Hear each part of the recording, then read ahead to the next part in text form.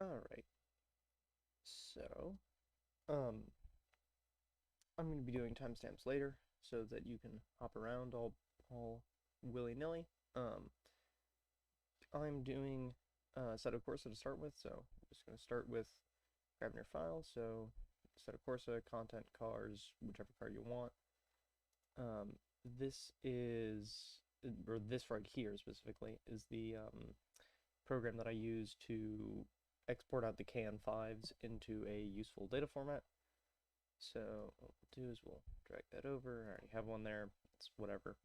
Um, when you run this, it spits out FBX, which is what we're looking for. That's one of the Autodesk standards. The OBJs work, but the materials don't generally work properly. Not sure what the ZM hack is. I just ignore them.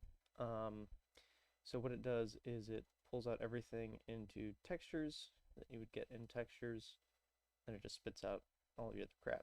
Now, the thing is Blender doesn't like ASCII FBX files. So what we do is we got the FBX converter from Autodesk. We tell it to grab that FBX, FBX save mode binary. By default, it spits it into this FBX 2013 folder. I just made a new folder because I don't like the name of that. So I'll just do that, changes it over there, and convert. I already did this earlier as a test run to reacquaint me with stuff, so it's already there, but we'll replace it. It takes about a second. A slightly smaller file that Blender can actually read. These are other cars that I've been working on previously, so I'm going to copy out that Porsche, put it in there, replace that ASCII FBX, and then we are good to go on that side. So, and this isn't usually how I have my Blender set up. I just wanted to start with the default so you can see kind of how I would organize stuff for this. So, ultra wide, the proportions are also a little bit messed up. Timeline, don't need, so you just drag the corners. If you didn't know that, you can reorganize how things are laid out in Blender by just dragging corners and moving them over. So I'm going to start by clearing everything out. There you go, File, Import, FBX. Where do I have them? I think it's under there. Yeah, AC Cars here. So the only thing that you really need set on here is you want the image search. Assetto Corsa, for whatever reason, scales it at like 0.01, so I always do 100% scaling, or 100 times scaling when I put them in, and then, reverse it on export. Auto orientation works. I turn off animation. I'm not sure how much that actually leaves out, but you don't need it anyway, so it's just whatever, keeps file sizes down a little bit, I guess. Now, the way that Kunos does things, they have all of these parent objects where, let's see, can't necessarily see what that one's tied to, but as far as I'm aware, most of these are used for animation. They're very much a nuisance and get in the way. But the best way to, or what I start with is I always just figure out what I'm actually painting and then clear out everything that I don't need. So what I'm going to do, I'm going to pull up one of these as the UV editor. I'll pull up another one for the shader. Get rid of that. So with this selected, we can see that this uses metal DTS and exterior skin DDS. So this is set for the UV. Yeah, it should be UV. So I'm going to do exterior skin so we can see what that texture is. And if you do a tab, you'll see it shows up here on the UV editor. In this particular case, it's always offset by, a full block above. Basically, what they do is this repeats infinitely in all directions. So this is actually down here. This is just tiled upwards. I don't know necessarily why they do that. It generally doesn't matter too much. I believe if you're doing normal painting, it will automatically paint it on the correct tiled texture. But one of the things that I like to do for some of my effects is I do light baking. So you can do that for shadow mapping, if you're putting in ambient occlusion, that kind of stuff. Although I also use light baking for some other effects. So anyway, what you're going to do is you would grab it, you got it moving around, do Y, and then -1. That'll just tile it down a full thing. Sometimes I notice it goes by pixel. I'm not sure what delineates that, so you might have to do, instead of -1, like 2048. In this case, it's not going to do that, so. But I'm also not going to touch that for right now, because what we want to do is since we know that this is tied to this texture, not terribly apparent for that part, but say if we select like the door, put the door in there.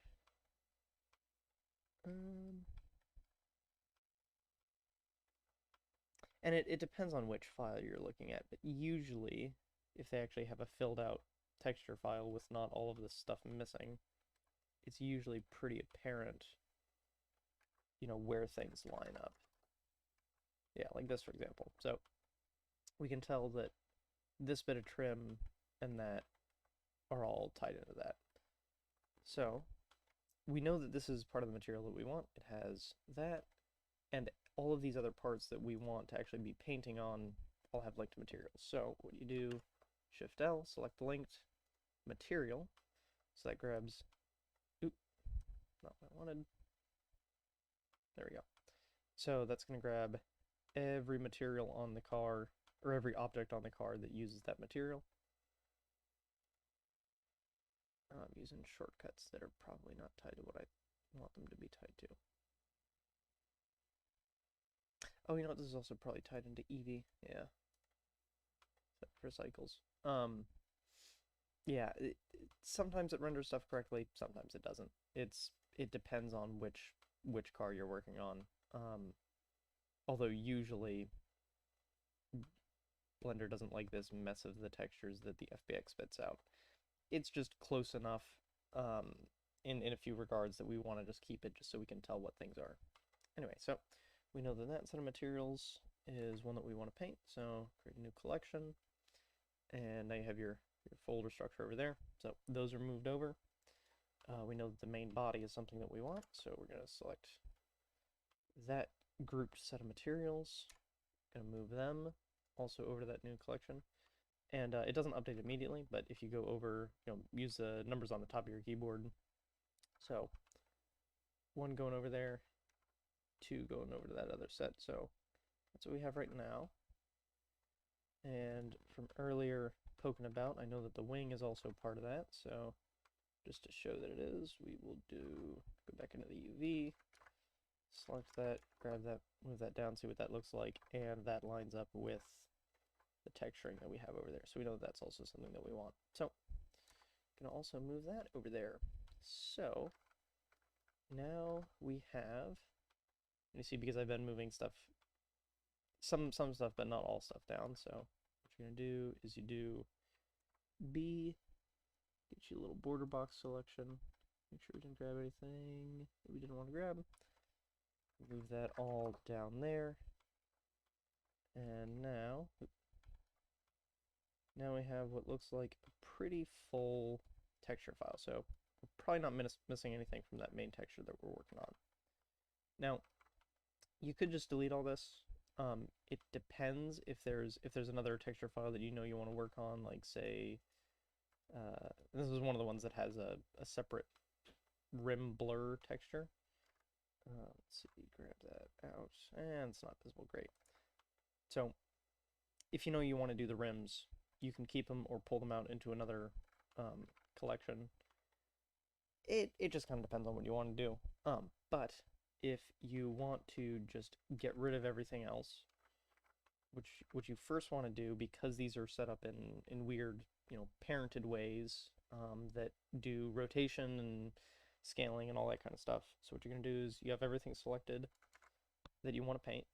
You do Alt P, it's going to clear the parent. You're going to clear parent and keep transformations. So now if we go back here and we get rid of everything, everything stays the same. If we undo that, let's see, go back. Let's see how many steps I need to go back. Doop, doop, doop. Okay, so these should still all have the parents attached. Go back to, just thinking about it. Okay, go back here. Then we delete everything. You can see that there's rotations that get messed up. Granted, these ones aren't too bad. You should be fine by doing a, you know, set 3D cursor to, let's see, where do we have that? 3D cursor 0, 0. And then we're going to do, rotate everything around the 3D cursor. Select that and that and that and that and then those ones, and then you could probably just do a rotate X90, yeah, and everything's fine again. So you can fix it sometimes, but it's easier to just get rid of that parent relationship if you're trying to get rid of stuff, just because a lot of the times you end up with much weirder things. Come on.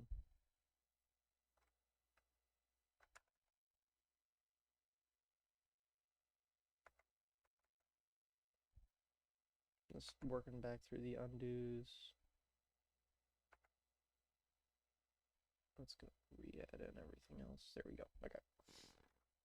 So, gonna go back over here. I'm just gonna clear out everything from that other file just so we can clean up. So if you look in your textures, there's just a whole bunch of stuff because everything is still in there. So I'm just gonna clear everything else out just so we can clean that up some. So, got everything selected again. Clear parent, keep transforms, grab all these, delete them. Now, when you delete those, you see that there's still all that extra crap in the texture fields. So what you want to do is over here, you want to look at orphan data. And this is just a list of things that are not currently used by an object. So if you look, all these meshes here, those are what were used previously. The images, you know, those are all the textures that were being used. I think the brushes are just kind of a default thing, they just kind of stay there, but we purge it, so it's going to get rid of all the unused data in the scene. Now we have the list of materials, because it kind of goes step by step. It doesn't immediately get rid of everything and everything that depended on it. It just does the first top layer, then the next one, then the next one as you keep on going down. So we're going to purge those materials. Now we have all those extra textures that we don't need. So we're going to purge those, and now that is nice and clean. So go back over to our main file that we're working on. You see we only have the textures in there that this particular material is using, or these two materials, I guess, because they're two separate materials. So what I'm going to do is I'm going to have us make a new material because we really don't want to use this garbled mess. We're going to do extra painting, or you know, you could label it like main car, whatever you want to name it. So because of the way that I made it, it just duplicated everything over. So what we're going to do is we're going to select that, Control I, invert our selection. We're going to get rid of everything but that. We are going to do a diffuse shader just because we don't need anything complicated. We just need something. Then texture, image texture. Slap that straight in there for right now. And we're going to do a new image texture. Let's do let's do a 2K texture just for right now. And I always do my base as white base just so that I can still see the geometry of everything underneath it. So white base with an alpha. I recommend doing alphas for the way that I do layering. So anyway, so we're going to generate that. Now we have our simple texture. We're going to, or our simple material, select everything. We're going to have this be the highlighted one, so one's a yellow, that everything else is orange, so that's the primary thing selected. We're going to do Control L to make a link, and we're going to link all the materials. So now, everything is using that one material that we made for that. So now under here you'll see that the exterior carbon material is no longer used, and it shouldn't be using the other one either. Let me just see. Nope, nope, not that one. Layers. Not missing any objects in there. Anyway, so if you go back to orphan data, purge that material, purge that. Oh, you know what? There might still be one of these that... No, maybe not.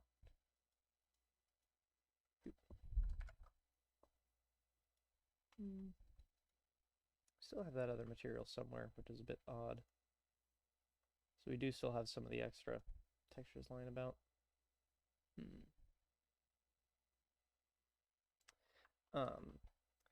One thing that you shouldn't need to do anymore, but I always used to do in 2.7 is joining everything into one object. Not sure if you need that at this point, because so back in 2.7 you couldn't edit multiple meshes at the same time, or edit the meshes of multiple objects at the same time. So we have this selected, and then we now have this selected. We can actually find out real quick if we can do what I'm thinking about. So if we go to texture painting, I'm gonna go into material view. Okay, I think it does still apply because it looks like it's just selecting that one. So if we make this a blue, yes, okay, so you do still need to join objects. So what we're gonna do is we're gonna go back into object mode. So we're gonna select everything because we want everything to just be one object. And you could split this out in different ways depending on how you're working on things. Like say you know you don't want to be painting the wing at the same time that you're painting everything else. So you can deselect the wing. Oh, although those are on a separate thing. And you can always separate out objects later. So, or separate out parts of the mesh later. So what we're going to do is we're going to take all those, Control J, that joins them all into one object. And now if we look over in the view layer, you see that we just have this one here. We'll just do main body, and then we'll name this other one wing. So if you did want to do this separation, you see that we still have, so we have this here, and then we have these little bits on either side that say we want to paint those as the wing. What we do is we just hit tab, go into edit mode, deselect everything, do boundary box, select that, boundary box, select those. Then we are going to do, it's P, yeah, separate selection. So now this is its own separate object. We're going to select that. The wing that we set aside later is the primary selection in that case. So Control J again, meshes it back into there. So now we have them set up as two separate objects. So that's the basics of just getting your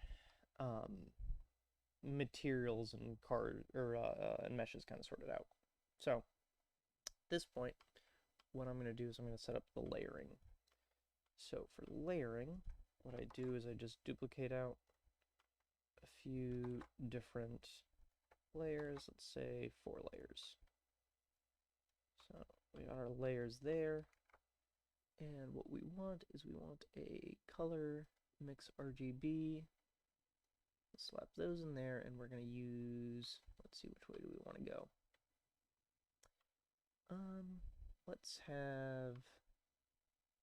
Let's do it in a somewhat normal way. So this is going to be the base texture, then this one, then this one, then this one. So this is going to be the top texture. So this alpha determines what the texture below it will be. And I'm just going to test this real quick because it's not the most intuitive way of getting things set up. This is going to be layer 2. Actually, we can change that in a second. This one is going to be out of folder new. It's going to be layer 1. And actually, what I do for these layers is I want them to be transparent, because We just want a blank layer that we can paint on top of, and it shows up above the layers underneath it, but not otherwise. So we're at layer 1. We're going to go edit layer 2. Actually, if we look up, so layer 1, nice and transparent. Layer 2 is not. So we do, let's see. So N brings up this little tab on the side. So we're going to do blank and color, turn the alpha down on that. So now layer 2 is another blank layer. So we got that mixing. I'm going to add in, you know what, let's change this back to that base layer, which I just left as untitled. Rename that to base. So if we look at this, it should all be white because that's what we have set for the base. So what we're going to do is we're going to go in here, go to texture paint, and let's see, I'm trying to remember where, tool, here we go. So actually, yeah, no, you do want to do texture slot material, and this gives you all your different options for which layer you're painting on. So we're going to start with layer 1.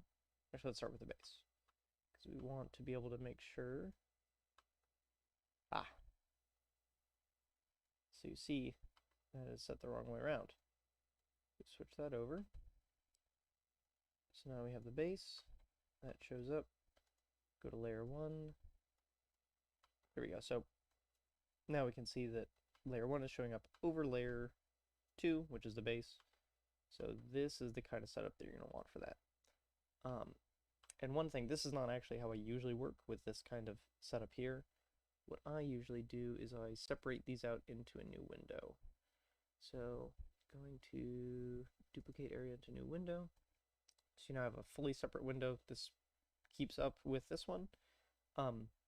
Depending on what controls you're using, or if you have like custom settings, sometimes it doesn't react correctly. You have to go over and like re-click on this window to make sure that it moves its attention back over. But for the most part, it acts just like a fully normally incorporated thing. So what I'm going to do, because I have a vertical monitor over there, I'm just going to set this up here for right now.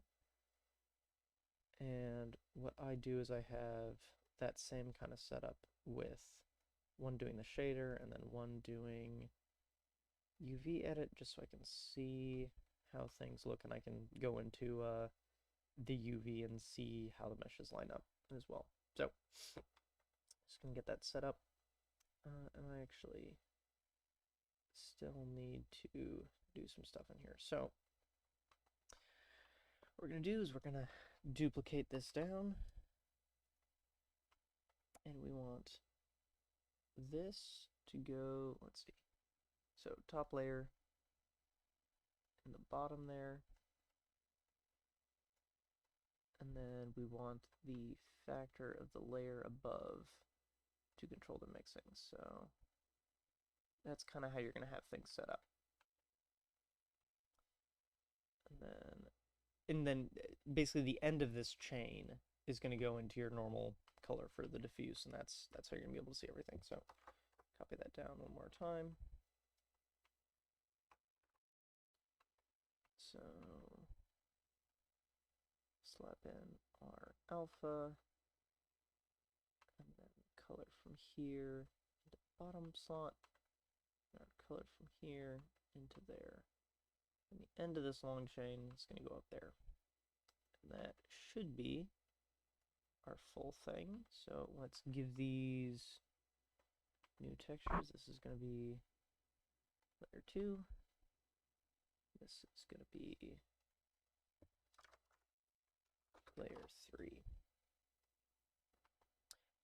And I just have the base there to basically keep the model at all times visible.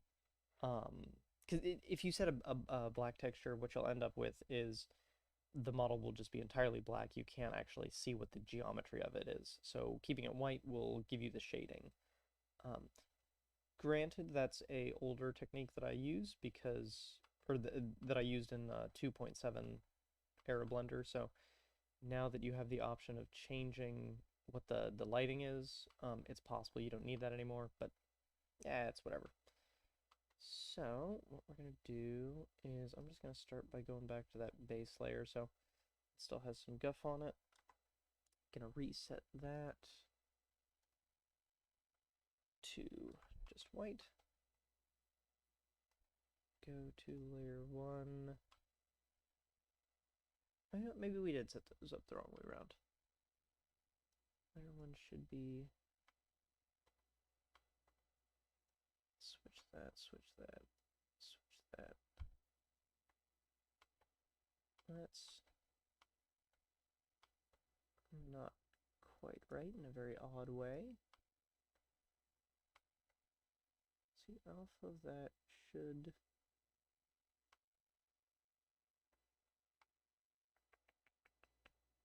It's been a while since I did this. I think which way around it should...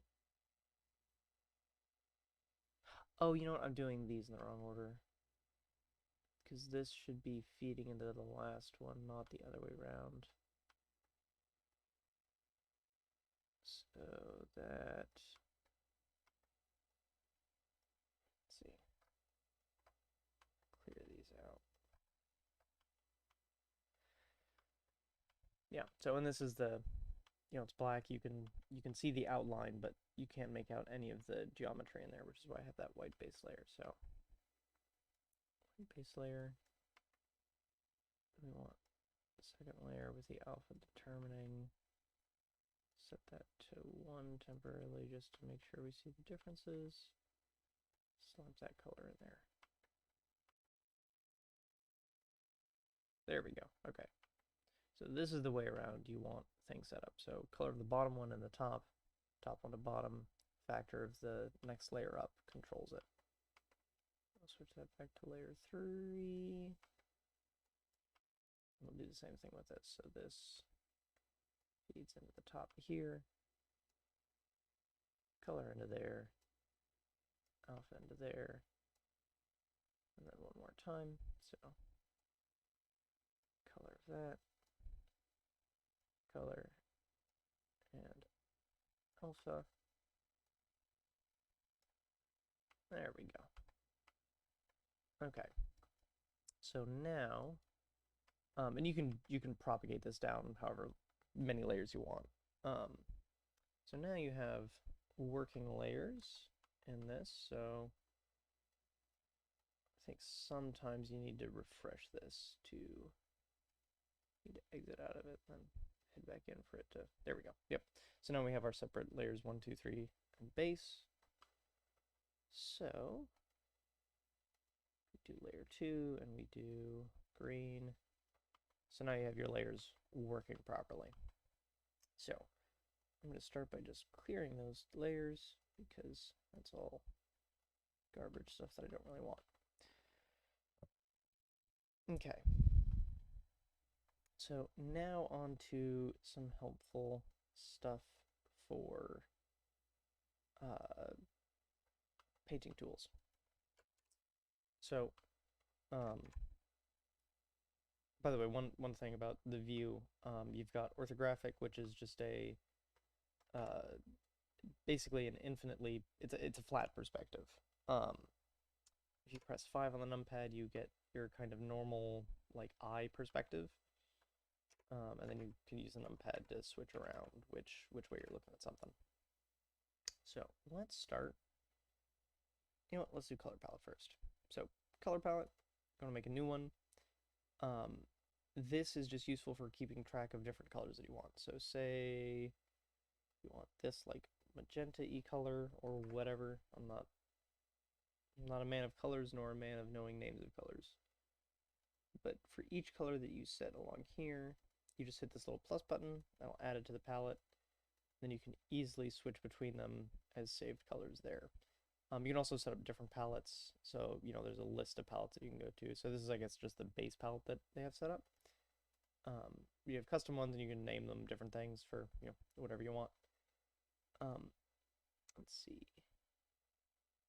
Not stroke. One of these options down here has a stabilized stroke.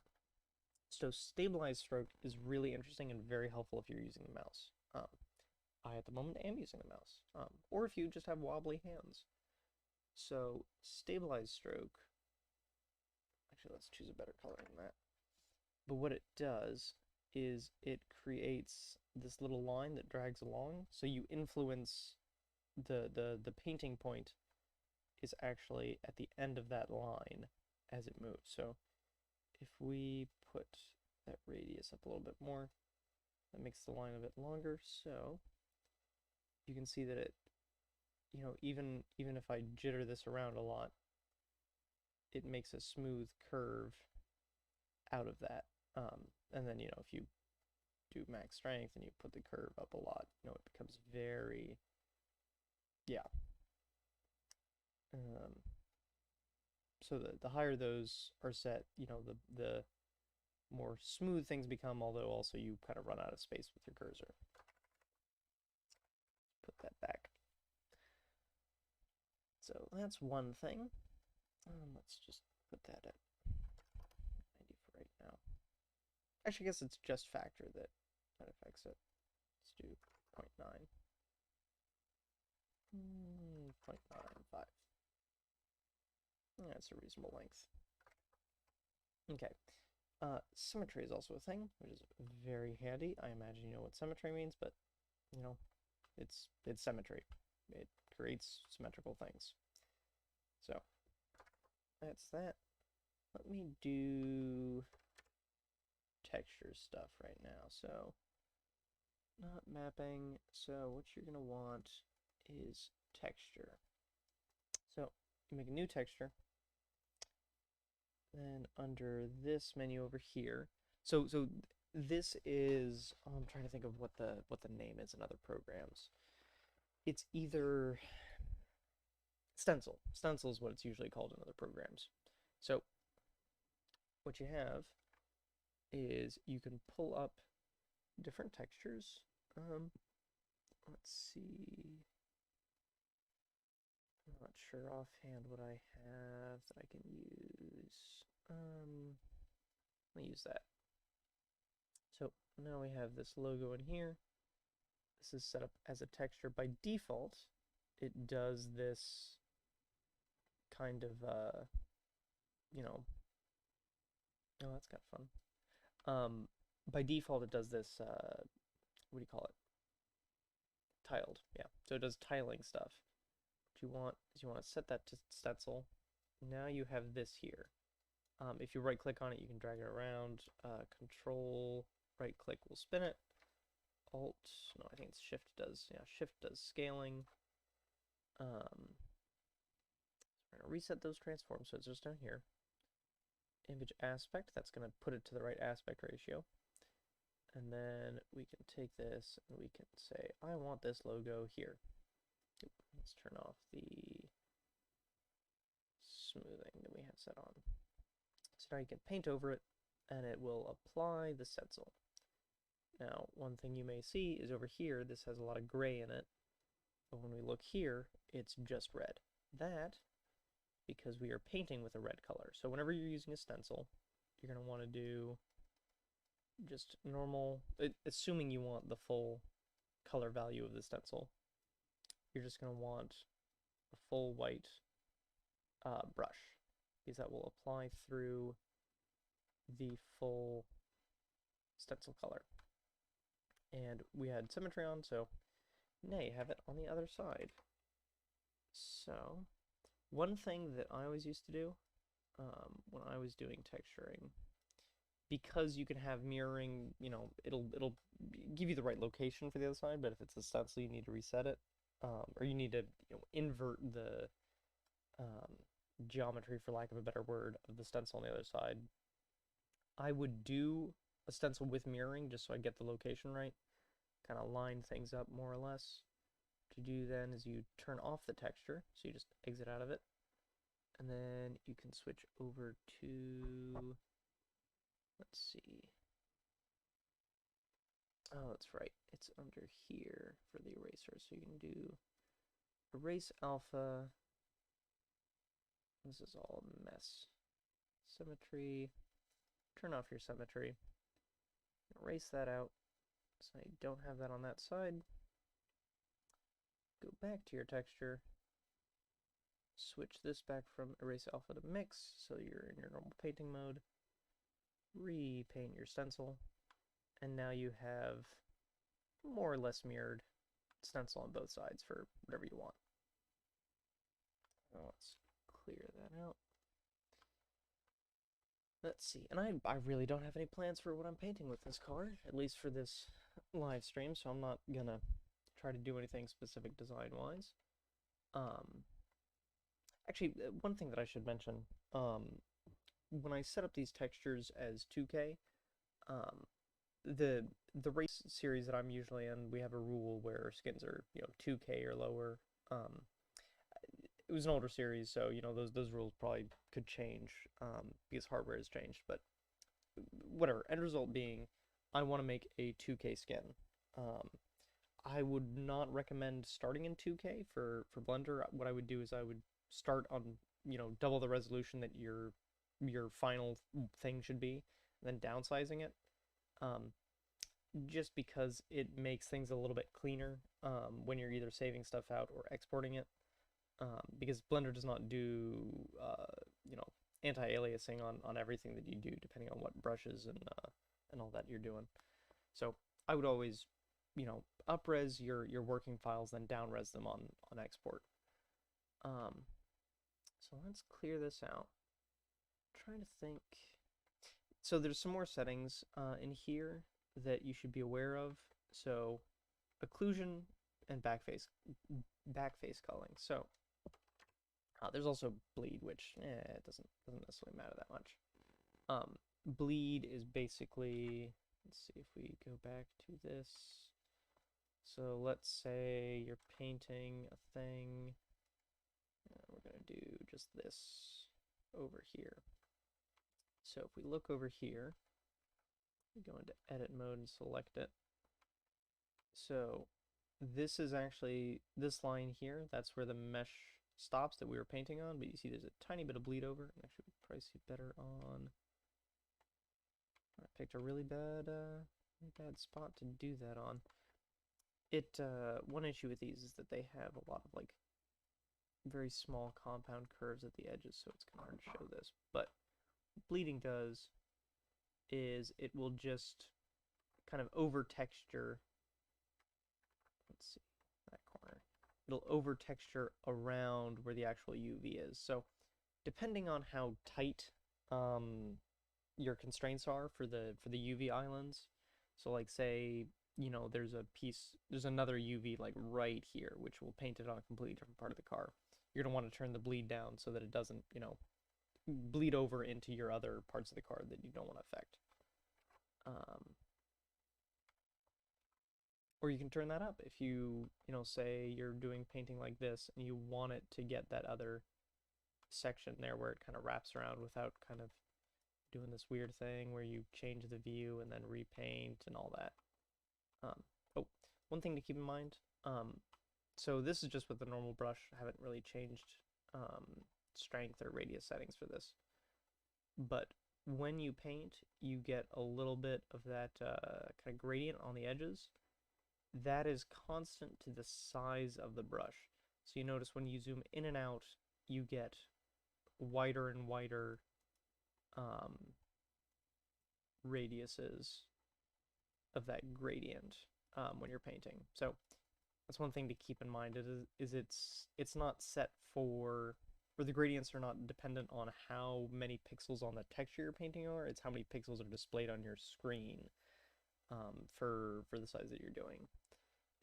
So if you like bump this radius up like a lot, you're gonna get that same kind of very smooth gradient where you may be wanting something sharper.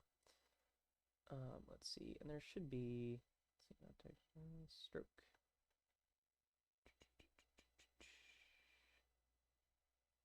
Fall off. And in this set of settings up here, that's the same as the one I have over here on the right. So if you look under fall off, and you can set it as a constant fall off. So it's literally just anything that is not, in that box. It just gives you a hard alias line. Just kind of depends on what you're looking for. But you have a bunch of different preset curves, and you can also, of course, move these around and get you know, kind of wacky. Yeah, you can do garbage like that if you want. There's also a sampling rate somewhere in here. Should be under stroke. Input sample, I believe it's that one. Nope, not input sample.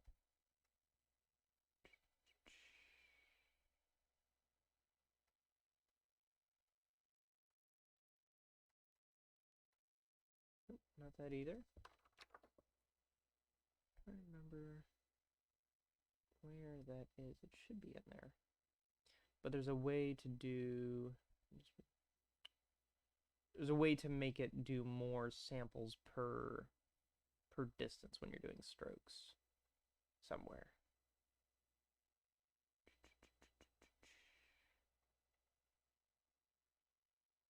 I'm sure you can figure it out somewhere. Anyway, that's pretty much it, I think, for texturing stuff with like the normal paint tools. I think the main thing is just layering. You got your stroke smoothing for any stroke stuff that you want set up. So I'm gonna go ahead and I'm gonna go into what I call light painting. Light painting is the term that I heard when I was doing this kind of thing in photography with prolonged exposures. So that's just the term that I'm familiar with. You know, let's just clear it out there. So what we're going to do is go back into object mode. So what I'm doing here, actually, do need, oh, that's odd. Any option anymore for that? I do need to see what you know what, I'll just do that in the other window. So what we're going to do is we're going to set up lighting to bake a texture into the car. So what I'm going to do, so under material, if you hit this, it will prevent that material from ever going away if you're doing other stuff, even if you change, you know, so basically that thing where we were purging orphan data, this setting right here will prevent this material from ever being removed, even if it's not selected on something. So that's a little kind of protected icon. So we're going to make a new material. I'm going to go over to my settings over here. And on this new one, I'm going to do this as bake. And let's see, what do we want this to be? You know, I'm gonna do something pretty basic. So what we're gonna do a full white texture, diffuse setup, so it'll just capture all of the light that we shoot at it in, you know, whatever way. I am going to add in 2 cylinders. Scale that, you know what, let's go into options here. I'm going to make that a fairly thin cylinder, make it a bit longer, rotate it over, grab it, put it over here, make that just a little bit longer. So, and I'm also going to do a mirror on this. I'm just going to do this through a modifier so I can move it around a little bit easier later. Mirror. Set that up on... There we go. Okay. So, we've got a mirror here. What I'm going to do with these is I'm going to set these up as lights. So we're going to do an emission material, and let's do like a lime green. Let's see, and I'm going to want this like kind of there.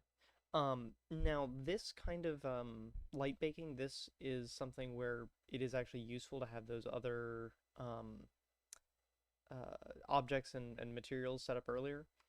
Or, you know, the rest of the objects of the car It's just handy to have them if you're doing something like this, depending on what your effect you're going for. Just because what this is doing, and actually let me just switch over to this. So, actually, I'm gonna go here. I'm gonna turn on transparent backgrounds just so you can see things a bit clearer. So, what this is doing is this is just casting light into the car so we can kind of see what it's doing. So this is going to give you, green effect on the bottom, and let's say it's going to give you a nice gradient based off of physically realistic in theory light tracing for how things would bounce up the car with lights like that set up. So what I'm going to do is I'm going to set up one more of these. I'm going to get rid of that mirror. I'm just going to put it at 0x. I'm going to give it a new material, and then this one is going to be, let's do orange, just whatever really contrasty thing. Let's put the strength of this one at, let's do 4. And then this one we're going to do 2.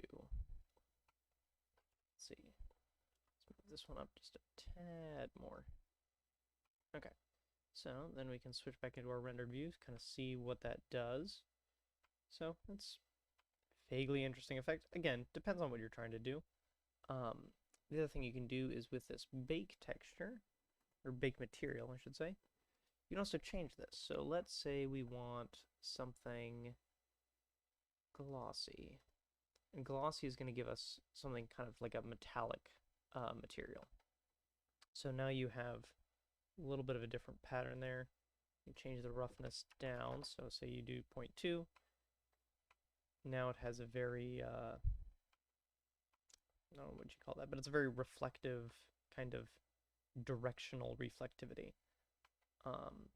So 2 is a little bit low for roughness, so let's do 0.35. Now you'll notice when you move that camera around, it's changing kind of the direction that things are looking at. And you may think, well, how's that going to affect the bake? The answer is, the bake, basically what it does is it references from the car's material out. So it's a bit weird what it does sometimes, but usually it ends up making sense. So for baking, what you need is you need a texture to bake to. For right now, I'm just going to use the base layer because I don't see why not. And one thing you may notice, so when we're looking at this, so we got the color from the green, color from the orange, we have this gray in the middle. Now what that is coming from is the world background. So background surface, that's fine, but you notice that it has a strength and it has a color. So if we hide both of these lights, you see we get this gray. So if we up the strength, it adds more light. So if we do 0, we get nothing. Generally when setting is 0, especially if I'm using anything reflective, I also set this to absolute black. Just because if you don't do that, the reflection from the car can still pick up the color even if the strength of the world is 0. Because it's kind of like a, the background material, it acts kind of like an emission material. So if you have a light, but it has, so you have a green light, but it has 0 strength of the light emission, it's not going to light up anything green, but if you're looking directly at it, you can tell that it's green. It's just a light that is off. That's kind of what it acts like. So what I usually do is I set it up just as pure black so that you don't have any interference with whatever lights you have set up. So now we go back over to our material over here. And the way that texture baking works is it takes everything in here, takes all the lights, it renders them out onto the texture, and it renders them into the texture that you have selected. So if I have this selected and I tell it to bake, it's not going to do anything. You have to have a texture node not tied to anything. You have to have that selected, and the texture that is selected in here, that is what it bakes the results to. So if we go to base, just so we can see what it's doing there. And when you're doing baking, it uses your settings in here for render details. So that goes off of light paths and your seeding type and all that and denoising. I'm not gonna really get into that in this just because there's a lot to go into depending on what exactly you're trying to do with your light sampling. So I'm just gonna set up with branch pathing. I want a little bit more samples for, well, actually, let's do that. Transmission we'll do 2, and these are all just different ways that light bounces around. Ambient occlusion we'll do 2. Mesh lighting, that's fine. Subsurface and volume you don't want to really touch because those are very intensive, and at least in this case we're not using those, so don't want to deal with that. Diffuse we'll do 2. So those are really the only ones we care about. This is the viewport, and then this is the render, so this is doing 32 samples for the viewport and then 128 for the render. So just to see kind of how long it might take, I'm just going to do 128 for that. So about halfway through, still a little bit of noise in the image, so let's let it do the full 128. See, it cleans up a little bit better. So what I'm going to do now is I'm going to set the viewport down to 64. Now, it doesn't update when you do that. It only re-renders when you move the scene around, and that you can see it counting up the samples there. We're going to do denoising. We're going to do render. We're going to do open image denoise. So there's the Intel one, open image denoise. There's the Optex, which is NVIDIA's. There's the NLM, which I think that's the older version. I've been using open image denoise, which has been pretty good, but I also haven't been, super up to date on Blender and all of its updates. So just gonna do that. And as you can see, so when I apply this to the viewport, it's denoising each frame, so the sampling is going to take longer, but it can give you an idea of what your final thing will look like. I'm just going to go ahead and leave that off for right now, and let's do for the render, we'll do 48 samples with the open image denoise. There's all of your light bounces. I'm going to up this just a little bit. The more bounces you allow, the longer it takes generally, but you also get more accurate end results. So number of bounces being, when a bit of light... Oh, one helpful thing for when you're doing renders, if you do Control B, you can select what it's rendering. So less pixels it's rendering, faster it goes. So when you do higher bounces, so you have your green light coming from here, hits here, and you see here there's a bit of bounce light from this area back into the body, then kind of back and forth. So what you can do is, the more bounces it is, just the more accurate it is. You usually see it mostly with like reflective things. So if you have like a pair of mirrors, on opposite ends of walls, light bounces between them infinitely in theory. In the real world, there's a little bit of loss due to whatever, and it slowly fades out darker and darker, or gets distorted. In Blender or any other kind of simulated thing, what you would end up with is you would just run out of bounces at some point. So it would just be fine, fine, fine, fine, then it would just stop. At a certain point, you end up with, let's see, that's fine. At a certain point, you end up with the last set of things that it's rendering, that last set of bounces being so small or make such a small difference that you don't really notice it. So it's kind of a balancing act of selecting how many bounces you need versus render time. Because in theory, you can just set it to infinite number of bounces and it'll look perfect. But in reality, you don't really need that, and you want renders to go faster. Anyway, you do Alt-B, nope, sorry, Control-Alt-B, and that will deselect your little render box. So this should be good. Let's go ahead and take a look back at this. So we got base selected, we have our material set up the way we want, we have our lighting. So this is selected, that texture is selected. I'm going to go down to here, bake. This is telling us what all different light types we're rendering out. Output to image textures. and it's going to clear the image first. So that all looks good, so we'll tell it to start baking. And it's just going to go through, and I think...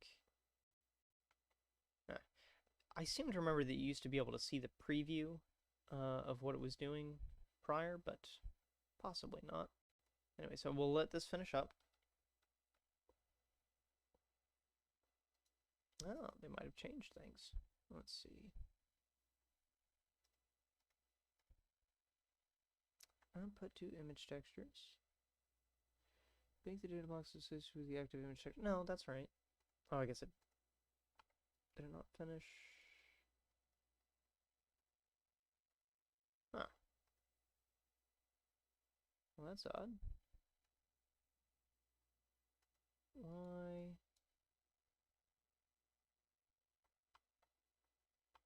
I wonder.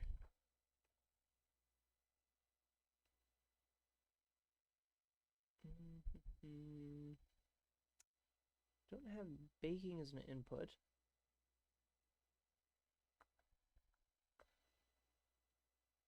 So it should just go to, that's what it says, image textures. Bake to image data blocks associated with active image texture nodes and materials. Yes, that is this one. It's the base. Let's just make a new one just in case. So we'll do bake, and I would usually set it up as a extra texture anyway, not necessarily send it to the. Just like that. Usually would send it to just the base that I'm using for painting. Oh. Alright, let's try that again. See what it does. And it's possible that you can't use denoising with it. I'm trying to remember if... No, I think I've used denoising before. Again, it's been a while. Last time I did image baking for materials was in 2.7. Ah, there it goes. Okay, so for whatever reason, it might have just not liked that. So, it did a fairly decent job. Yeah, I don't think it did denoising. So, you might need to use more samples than you would generally use with the denoising on. But that's not too bad. So, what we'll do... Also, whenever I'm working on this, usually what I would do instead of hiding stuff is I would move everything over to... I would create a duplicate of this scene. Actually, no, let's just do that now. So, what I'd do is I'd duplicate everything here, and I would do a new collection, collection 3. You could name it, actually, let's just name that as like baking. So, I would have that as a separate thing, and then in here, get rid of these, because we don't need that for this one. And then back to material view. So that's, you see that's that glossy thing, but we don't really want that for this one. We still want it to be that main car painting material, because we're doing painting here and then the baking over here. So if you're doing painting here and you want to keep that painting, you can do that. But for right now, we just kind of want to see what it gives us with the textures that we set up. So what we'll do is, let's just put layer 1 as the bake result. So there you go. So that's kind of how it spit it out. And again, that's not exactly what we were seeing in the rendered view, but you can see that it kind of makes sense for how we set up our lights. So it's hard to get an exact idea of what it's going to bake out when you're doing this kind of material, especially when it's when you're using like a glossy material for your baking base. But usually it makes sense and you can pretty easily change things. One thing that I've done in the past, which I like the idea of, I've never been a massive fan of the results, just because of how it's set up, is I've done this kind of light baking with a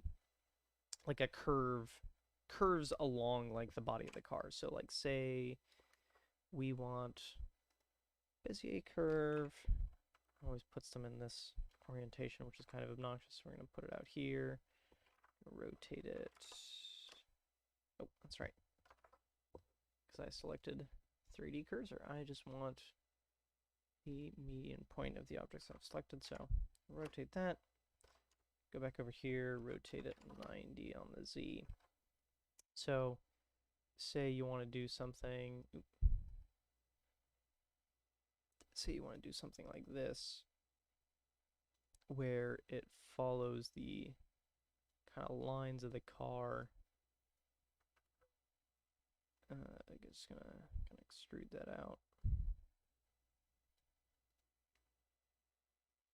Let's see.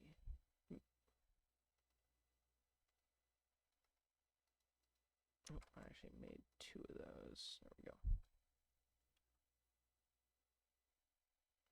I'm gonna do something like that.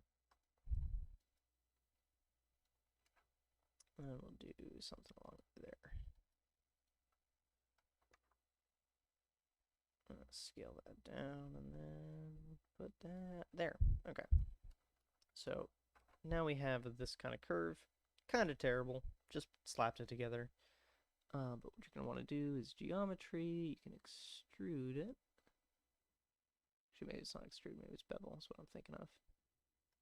Yeah, bevel is what I'm thinking of. So now we have an object with an actual, 3D depth to it. I'm going to bump up that resolution so it's just a bit more smooth. And then, of course, you can edit this in, I can move this over like that or whatever.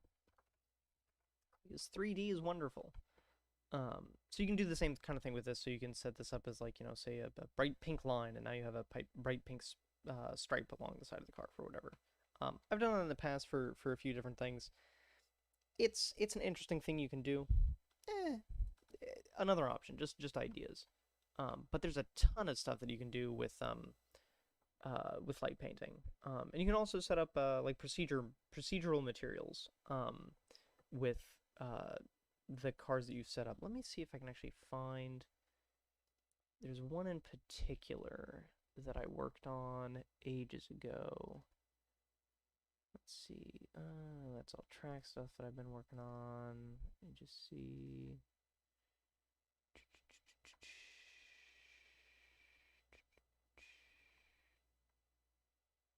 I'm just looking through. No, those tracks again. Maybe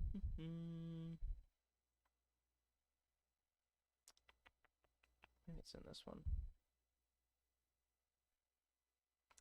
So this is that one that I was talking about there. So these are all different light emitting lines. Yes, and there's that texture that I was thinking about. So if we view this, you'll see a horrendous mess, different stuff. I think I was doing like a, I want to say it was like a USA themed thing or something along those lines. So it's like a red, white, and blue setup. Oh, by the way, if you're doing rendering, so I think on that other one it just defaulted as CPU because I hadn't changed default settings. On this one it's doing GPU as well, so when you do GPU loading, or when you do GPU rendering, it has to create the render kernels for the GPU the first time, so it usually takes it a minute or two to do that.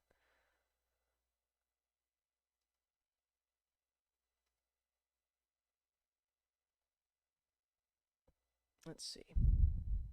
Okay, it's gonna take forever for that, so let's go back to that. Come on. Come on. Yeah, and I have a Vega for GPU rendering. It's not terrible, but sometimes it does have some odd issues. Although Blender rendering with GPUs I've never had great luck with in the past, just in general. Especially my I had like a 960 and it always gave nice little kernel errors and would just, crash out in the middle of the thing, which is always fun. Alright, this is not behaving. I'm just going to close this out and reopen it. Come on. Yep, I'm aware. Go away. There we go. So, just going to go back in here, CPU compute, just so you can kind of see. So, I know what this is not. You set up as they should be mission. Let's see, where's my. Yeah, those are. Oh, you know what? I think my world. Yeah, so this is what happens when you have your background set up. And this is one thing that I do for baking shadows into things. So generally with your Kunos parts, they give you what's called an AO layer, which is for ambient occlusion. Um, you can make your own in Blender by doing basically you set the background to full white, you set strength to 1, that's more than enough, and then you just give it a bake. It'll just bake in all the shadows that would normally be there from kind of the way that close objects interact with each other. But for right now, I just want to put this down to nothing. Huh. I wonder if this is set up as a mission. That is set up as a mission. That's odd. Okay, let's do diffuse. Shoot. Yeah, so there you go. That's an idea of kind of how that ended up working out. Anyway, that was one of my older projects. Just kind of wanted to poke in, but the main reason I wanted to pull over here because of, let me just see what layers I have. Let's see, maybe. Okay, it's not doing layers properly. I think this is the one. Nope, that's not it. But if you look here, you see this weird kind of wood texture. So that is one that I had set up as a procedural texture in here. Let's see. Not that. There we go. Wood livery. So this was a fun one. So this is entirely procedural. I have a color mask here, which is painted out that controls how the different materials work. So this is a fun mess. Yeah, so this is what it's actually using for this. So feel feel free to pause this and look through it. It's a nightmare. But so masks, they combine in a lighten fashion. I think I just had that so that it was a clear. It just grabbed all the white texture and just slapped it into the same thing. So that is mixing these two different wood textures that I made. So you got two different nodes that do. It's a whole bunch of noise. It's fun. This was a fun thing to set up. I just had a lot of fun with this project, and I like how it came out. It looks terrible. Everyone hates it because it's a wood car. But I really like how it came out. That was a lot of fun. But I just wanted to point out that there's a ton of like really interesting stuff that you can do when it comes to materials, and so this was basically what I did is I set up this material, then I set up a texture bake, and I just baked it out into a normal texture. I got a solid, texture out of it, and I just slapped that into Assetto Corsa, and then you get your wood grain car. There's one thing I'm forgetting about this. There was another image. Oh, color mask bake. That's what it was. So this one was one that I actually used lighting to do. I think it was literally just like I had a single light kind of above the car, so you get that kind of like light gradient between the light wood color and the darker wood color. Anyway, tons of fun. There's a lot of possibilities with baking and setting up kind of weird material nodes. Don't save. Just want to close that out. Let me just make sure I close all that. Okay, so after you do whatever it is you're doing, what you're going to want to do is, oh, you know what? I just remembered something. I didn't finish talking about the textures things that I wanted to talk about earlier. Let's go back into here. put this off of bake back to layer 1. So there's one thing in move. There's one thing I wanted to talk about in the texture painting settings that I forgot to talk about. So in here, down at the bottom, let's just do it constant. So with the options here, I talked about bleed. I did not talk about occlusion or backface culling. So if you're familiar with what these terms mean, you already know what they are. But in case you're not, occlusion means that if you have a part that is in front of another part and you paint over it, it will not paint to the part you cannot see.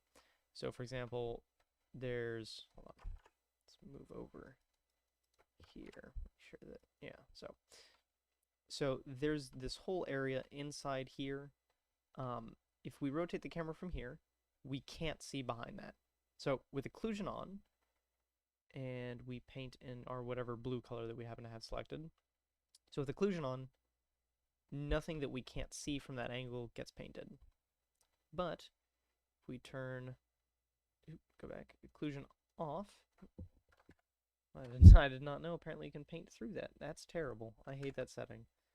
But if you turn occlusion off, what that means is you can paint through things even if you can't see them. So if we redo that, you can now see that everything in here was also painted. However, this stuff here was not painted. That is because of the other setting, which is backface culling. So when you're looking at this, this is the front side of the face, that is the back side of the face. So anything I paint over there, not painted because that's the back side of the face. And there's a really good way of showing this in, let's see, we'll have to do this, and then, oh, that's fun. I have not seen that before.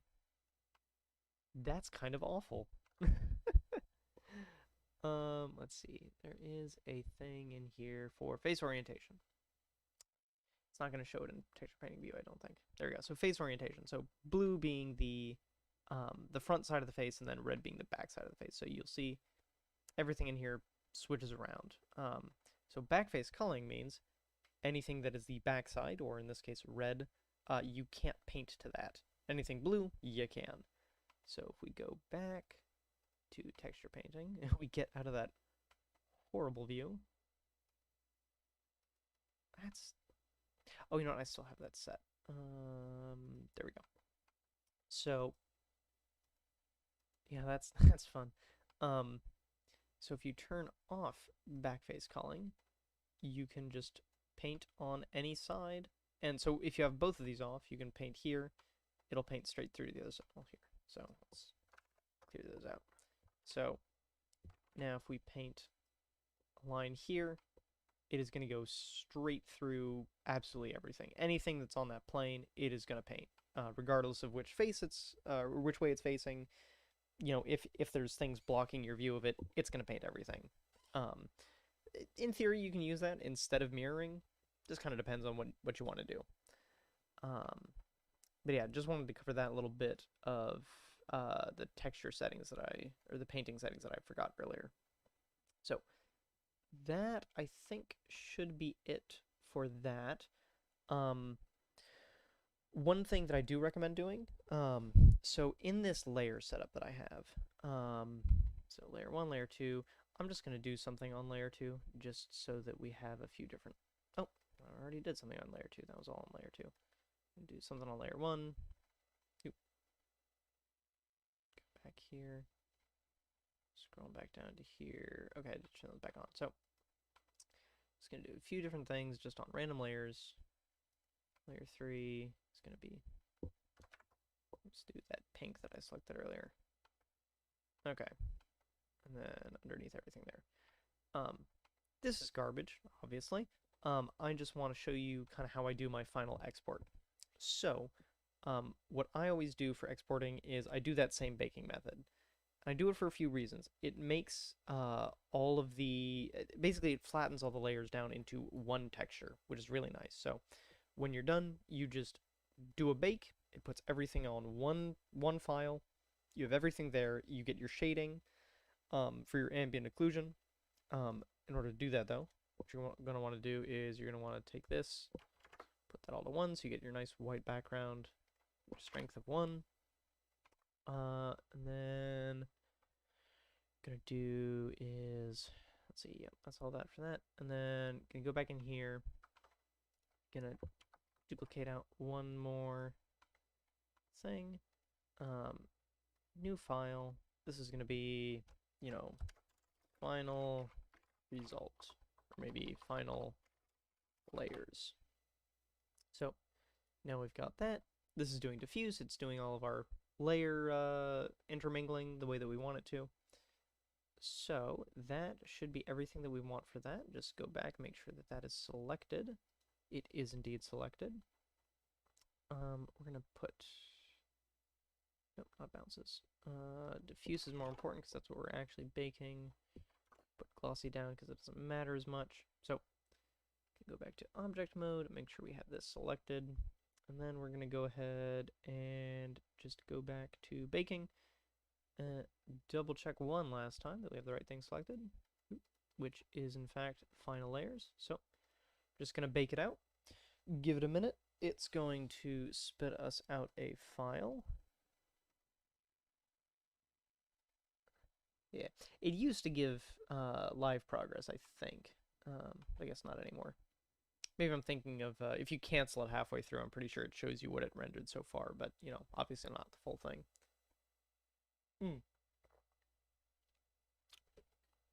I believe the base was messed up because base is actually that texture paint that we did.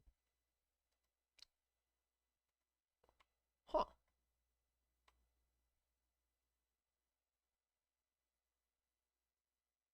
Oh, you know what? Is it still rendering? By the way, one thing that they changed, which I'm really not a fan of, is they got rid of these options. So what it was doing is it was still rendering everything in the light baking setup, which we don't want, because that's all garbage that we don't want done. Pro tip, turn these on. Those are useful settings. So we're not going to render those lights. We're going to redo this bake.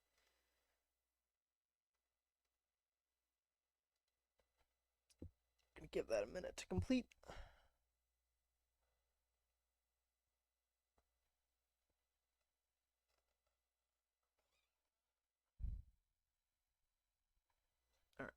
So that should have finished. Then we'll go to final layers.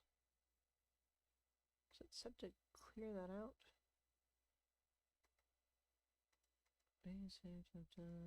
Hold on. Because it shouldn't be doing contact combined. Just baking that. That's not being rendered. Set to clear image. Although it did take it a while to kind of refresh it last time, so maybe it was still doing... No, that's still a bunch of garbage. Let's discard that. Let's try baking that one more time.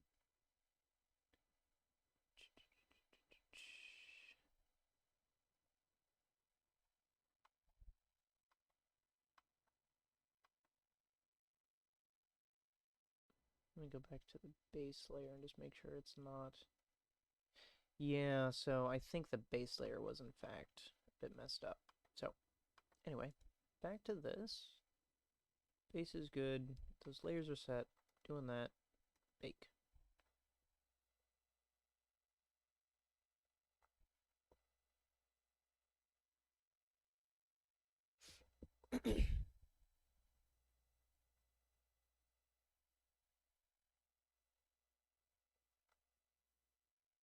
Alright, baking map saved. And we go over to final layers. There we go, that's what we expected. So, now you get this hot hunk of garbage. And you notice there is a little bit of shading on these. This isn't a terribly complicated car, so you're not going to end up with too much ambient occlusion mapping. The other thing is you could decrease the strength a little bit of the background and probably end up with, you know, something a bit more more dramatic in terms of how the shading is working. Oh, you know what? That's fun. I think it did some bounce light from one of those. So that's one thing you might want to consider is you might want to turn off bounces for transmission. just so that it doesn't transmit the color from one thing to another. Or, since technically it's slightly more, photorealistic, you could leave it in. It's up to you. Anyway, so now that we have this, what we're going to do is Alt-S. This is going to save us out a document. I'm just going to slap this on the desktop. So, final layers.png, we're going to do full compression. Since it's a PNG, it's always lossless. Full compression just means that it does it just makes the file smaller. So leave that PNG RGBA because we want all of the not alpha channel, but the transparencies. And then we're just going to go ahead and save it. It's just going to take it a minute to pull that in. And we're going to go over to Photoshop. I don't like Photoshop terribly much, especially not for texturing, because 3D just makes it opens up a lot more possibilities and makes things a lot more simple in many different ways. But anyway, so this is just the way that I know how to get out DDS files, which is what we need for Assetto Corsa. Other games will use different texture files. There's a whole bunch out there. They're usually kind of weird or possibly proprietary. So you're going to need to figure that out for, whatever it is you're using. Some of them, I imagine, are very nice and use just PNGs. But in this case, we're going to save this as a DDS. I'm just going to save it out to the desktop for right now. I use DXT5. This is just what we've been using for, our league for ages. So that's just what I'm used to. So I'm going to save it out as a DXT5. It is... That's not... Nope. Oh, God. God, I hate you, Windows. So, just going to rename that to... Well, actually, first, we need to open up the game files. Okay, so under skins, you're going to make, whatever new folder for the car that you're working on. So, examples. Just need to figure out what the main one is, which is that ext skin that we were using earlier in Blender. Just going to copy that as a file name. Find wherever example went. Examples. Just going to slap that DDS in there, rename it, and then you should be good to go. So we'll open up Content Manager. Give it a second. Going to go down to the car that we've been working on, which is the Club Sport, and you see it now sees it because it's like, hey, you're missing garbage, you idiot. It just has one file. Going to go into the showroom, and now we see our wonderful, wonderful, terrible car. It is horrendous, but it is there. And if you look in, you can see that shading did in fact apply in the areas that we had it set up for. Now, it does seem to be shading this a bit weirdly. I have a feeling that there's something odd going on with that model. I'd have to take another look at it. Oh, you know what? No, that's Assetto Corsa itself. So, in the game, they have these materials show up slightly differently. Probably something to do with the default alpha channels that they have set. You can see that applies to everything that was that second set of meshes that we pulled out when we were originally doing that first setup for the texturing. So, that is one last thing I do want to go over very lightly. So, if we go back into Photoshop, go to Channels, there should usually be... See, can I make a new one? Yeah, so the alpha channel, Assetto Corsa has a default one, which is it's applying in this case. Let me pull up a normal skin just so you can kind of see what it shows up as. Oh, you know what? This is the PNG. So we don't actually want to be looking at that one. Nope. We want to look at the DDS, because the DDS should have that alpha in there anyways. Yeah, so there's that alpha one. So in ours, it's just spitting out black and white, although I think the game is probably ignoring it. if we pull up one of the normal skins, let's see. This is probably one of the default ones. Pull this up, yeah. So this is whatever skin that they're using in game. This alpha channel. So you see how it's doing things in a few different shades. The alpha channel does some weird stuff. They use it for kind of changing the material properties in the game. I'm going to change over to one of the cars that I know does kind of more weird stuff with the alpha channel. Let's see. Hybrid, I'm pretty sure, has a more standard kind of alpha channel stuff. Let's see. What's that under? Oh, there it is. Blind. Nope, nope. They're just doing black and white for that one. Let's see. One of the LMP cars. Yeah, I'm thinking of some of the ones that we made.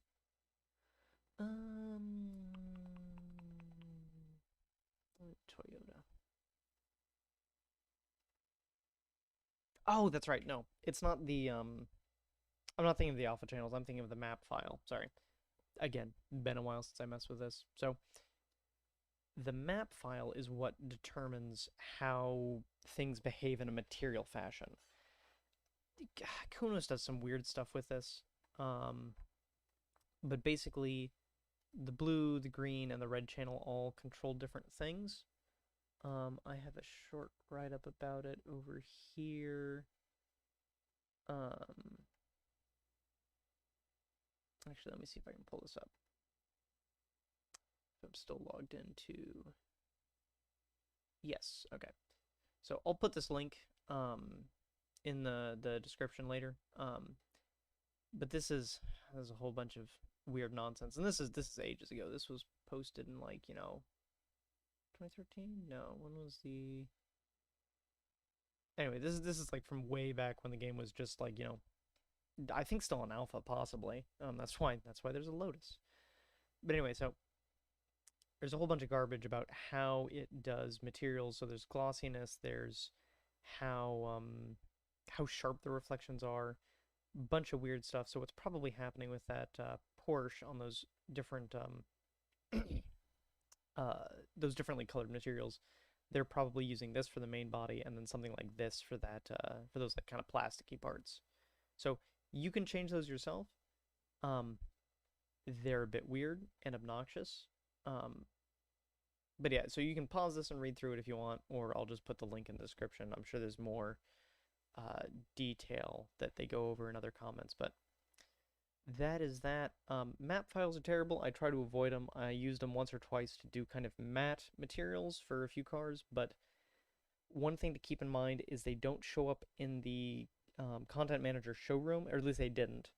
They don't show up in the Content Manager showroom the same way that they show up in the in-game showroom in the game itself. There's some slightly different rendering pipeline. It's weird and obnoxious. I hate dealing with them. But if you want to, they're almost always just underscore map. And you should probably be able to see it in...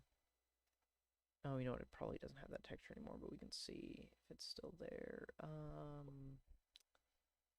But when you unpack everything, it should be in there. It might be the flat normal map, or it might be plastic detail. Shouldn't be plastic detail. Those are detail textures in Assetto Corsa are usually like small, like carbon, where it'll just mirror stuff about. Is this the one that? Hold on. Had live stream stuff up somewhere. There we go. Okay.